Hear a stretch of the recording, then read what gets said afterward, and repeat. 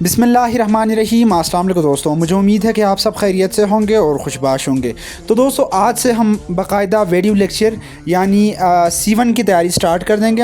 تو already MCQs میں نے آپ کے ساتھ شیئر کر دیے، MCQs کے ساتھ لیکچر بھی پڑھے تاکہ ہمیں پریکٹیکل کرنا ہے۔ لائف میں ہم پولیس ہے تو ہمیں پریکٹیکل کوئی ورک پرفارم کرنا ہے، ہمیں رٹا نہیں لگانا ہے۔ تو اس کے تحت میں ابھی مجموعہ تعزیرات پاکستان یعنی پاکستان پینل کوڈ سٹارٹ کر رہا ہوں، کیونکہ اس میں سب سے امپورٹنٹ دفعات ہے۔ تو اگر ہم پڑھیں گے C1 بک کے یعنی PPC یعنی پاکستان پینل کوڈ سبجیکٹ، تو اس میں ہمارے پاس ہے 72 دفعات ہے، اور اس کے ساتھ آرڈیننس جو جرم برخلاف املاک نفاذ ہے، اس میں ٹوٹل 10 دفعات ہے۔ تو اس میں کل ملا کر ہم 82 دفعات پڑھیں گے۔ تو انشاءاللہ ہم اس میں آپ کو آسان الفاظ میں سمجھانے کی کوشش کریں گے اور ایگزامپل بھی دیں گے۔ دوستو C1 ایگزام نہایت ہی قریب ہے، تو اس کے لیے تیاری کر دیں۔ اگر آپ نے A1 B1 پاس کی ہے مگر C1 میں فیل ہے تو آپ کو کیا فائدہ، یہ آپ کو کچھ بھی فائدہ پرووائڈ نہیں کرے گا۔ تو ابھی پڑھائی سٹارٹ کر دیں گے، ہم پہلے لیکچر دیں گے، اس کے بعد MCQs بھی ایڈ کر دیں گے۔ تو سب سے پہلا دفعات ہمارے پاس ہے دفعہ نمبر 34۔ تو آئیے ہم 34 دفعہ نمبر 34 پڑھنے کی کوشش کرتے ہیں۔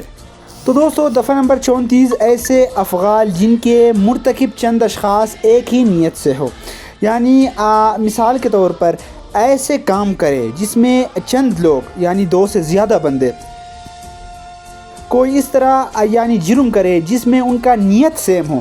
مثال کے طور پر 5 بندے جاتے ہیں دکان لوٹنے کے لیے، تو ان سب کا وہ کیا ہے، نیت سیم ہے۔ ہر ایک بندے کا نیت سیم ہے کہ وہ پیسے لوٹ لے گا یا کوئی چیز چرائے گا۔ تو 5 بندے یا جاتے یا 2 بندے جاتے 3 بندے جاتے، ان کا نیت ایک ہو، سیم ہو، یا یہ ایک ہی نیت سے جاتے ہیں، تو اس وقت اڈاپٹ کیا جائے گا، دفعہ نمبر 34 اڈاپٹ کیا جائے گا۔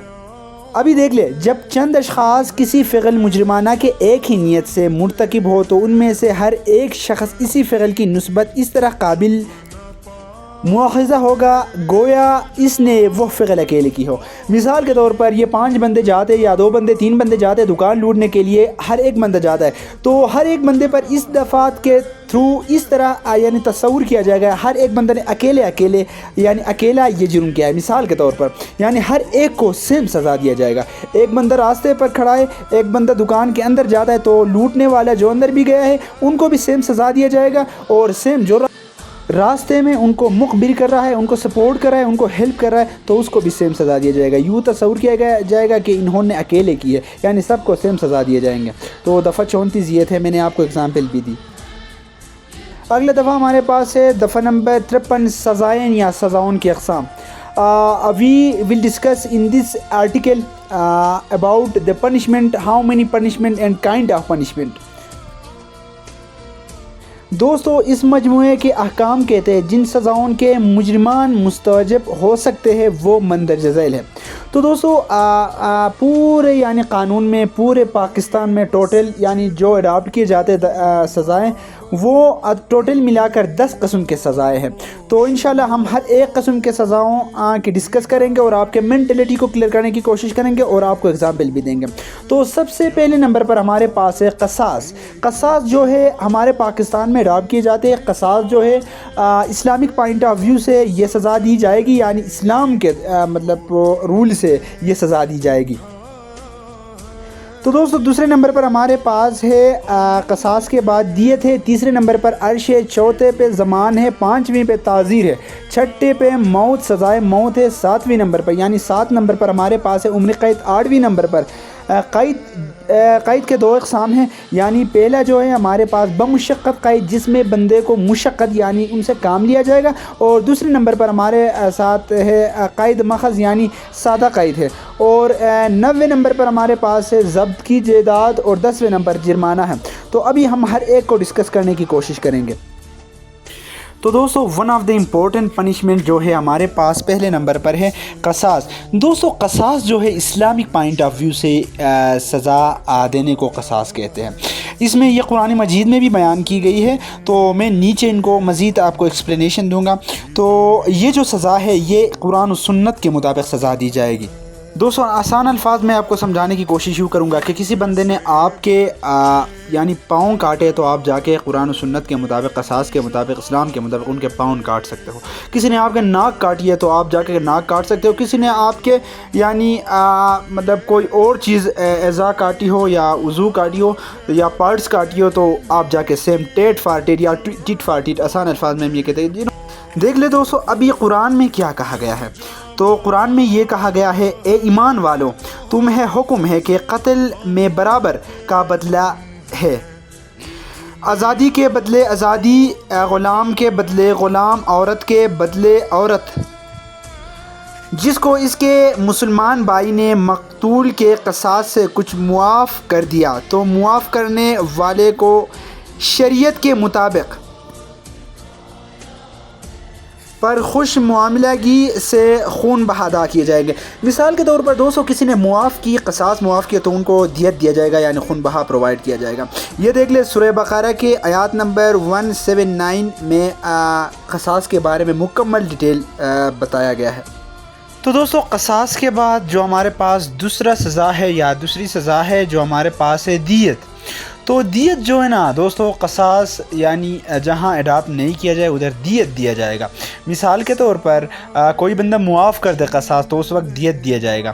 تو دیت جو ہے خون بہا کہا جائے گا اس کو، یعنی یہ ولی جو ہوتا ہے اس کے رضامندی، یعنی جو دیت کا حقدار ہوتا ہے ولی، اس کے رضامندی سے یہ دیت دیا جائے گا۔ دوستو اگر اسلامک پوائنٹ آف ویو کی بات کی جائے تو ایک انسان کی جان کی قیمت 100 اونٹوں کے برابر ہے۔ تو اس میں ترمیم کر کے، اس میں ایکسپلین کر کے مزید پاکستان میں اس کی مالیت جو ہے مقرر کی گئی ہے وہ تقریباً 30,630 گرام، یعنی 30,630 گرام مقرر کی گئی۔ یعنی کس چیز کی 30,630 گرام؟ یعنی چاندنی کی 30,630 گرام، سونے کی نہیں۔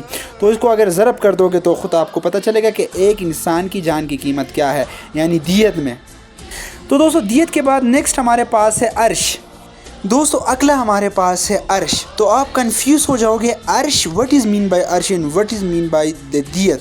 دوستو دیت جو ہے نا، دیت وہ موت کے بعد، بندہ مرنے کے بعد پرووائڈ کیا جائے گا، اور عرش جو ہے بندہ زندہ ہوتا ہے، یعنی وہ صرف زخمی ہوتا ہے تو زخمی کو یا کے ورثاء کو جو پیمنٹ کیا جاتا ہے اسے عرش کہا جاتا ہے۔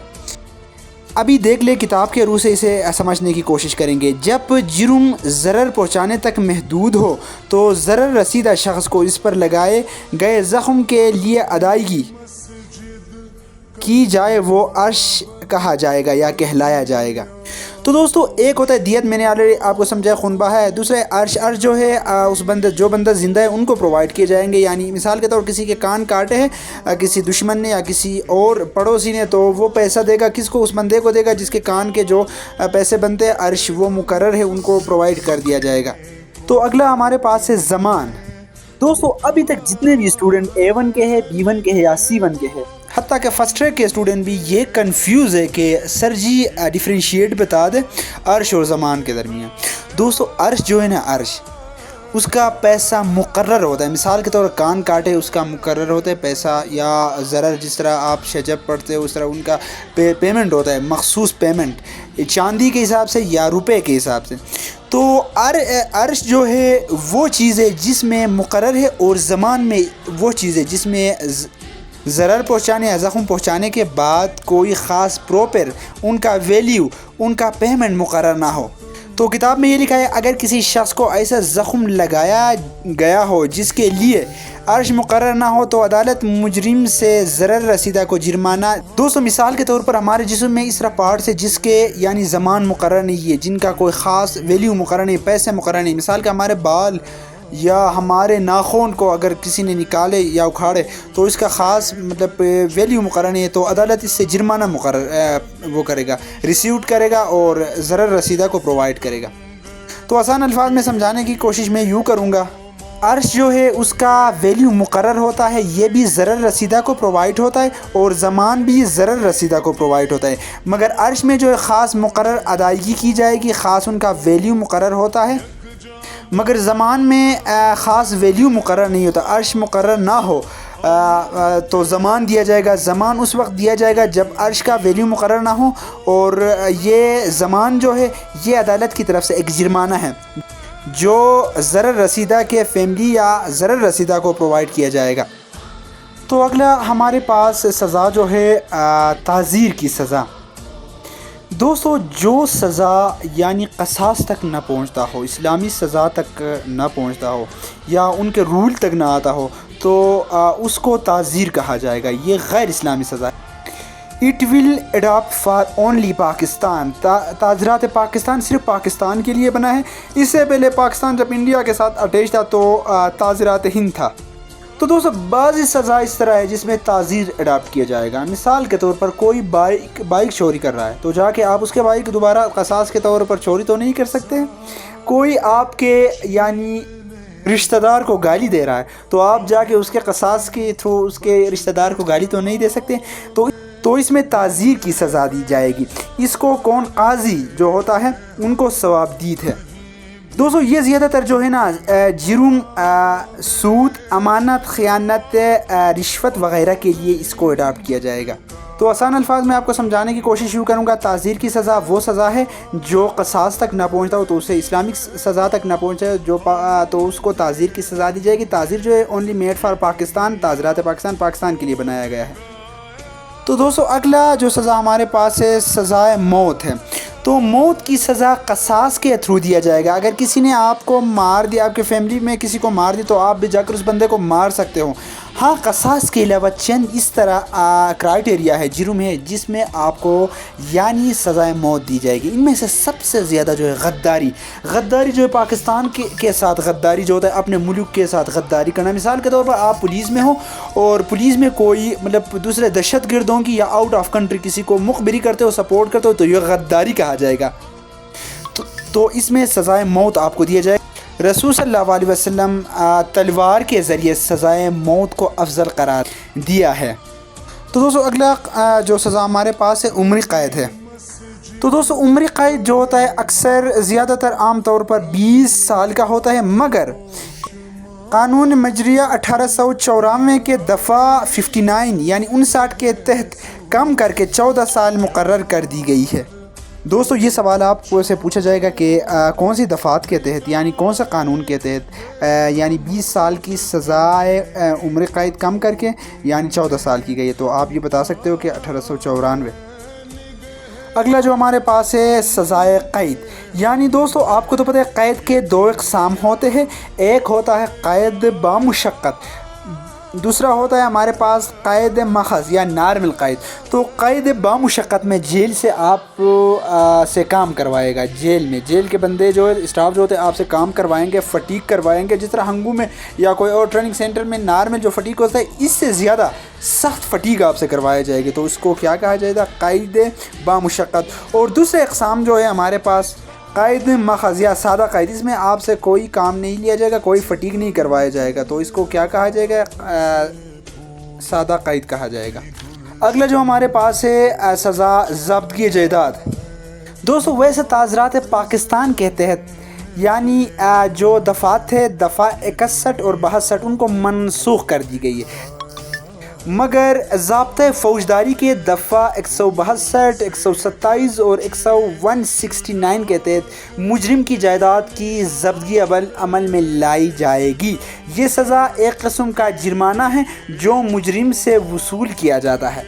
تو دوستو یہ بات آپ سے پوچھا جائے گا کہ تعزیرات پاکستان کے کون سی دفعہ کے تحت مطلب آپ کی جائیداد کی ضبط کی جائے گی. تو یہ تو منسوخ ہے, ادھر اگر پیپر میں منسوخ لکھا ہوا ہے تو اس کو چوز کر دیں. باقی آخری سزا جو ہمارے پاس ہے جرمانہ. دوستو جرمانہ کسی جرم کے ارتکاب یا دیگر سزاؤں کے ساتھ جرمانے کی سزا دی جائے گی. دوستو جرمانہ جو ہے ایک پنشمنٹ ہے. مثال کے طور پر اگر ہم بائک پکڑ لیتے تو اس کے پاس ہیلمٹ نہیں ہوتا تو ہم ان سے جرمانہ لیتے, چاہے مطلب چلان کرتے ٹریفک یا ان کو اسسٹنٹ کمشنر یا دوسرے عدالت میں پیش کر کے ان سے پیسہ لیتے. تو یہ جرمانہ ہے, اس میں کوئی سزا نہیں ہوتا ہے. اگر کوئی بندہ جرمانہ پرووائڈ نہ کر دے تو ان کو قید کی سزا دی جائے گی. تو آج کا یہ لیکچر ہمارا پہلا لیکچر تھا. اگر آپ کو انفارمیٹیو لگے تو کائنڈلی میرا چینل بیس آف سکسیس کو سبسکرائب کر دیں اور ہمارا گروپ کو جوائن کر دیں. میرا نمبر آلریڈی اسکرین پر درج ہے, تو ہمارے ساتھ رابطہ کر دیجیے. باقی MCQs بھی ہمارے پاس پڑے ہیں.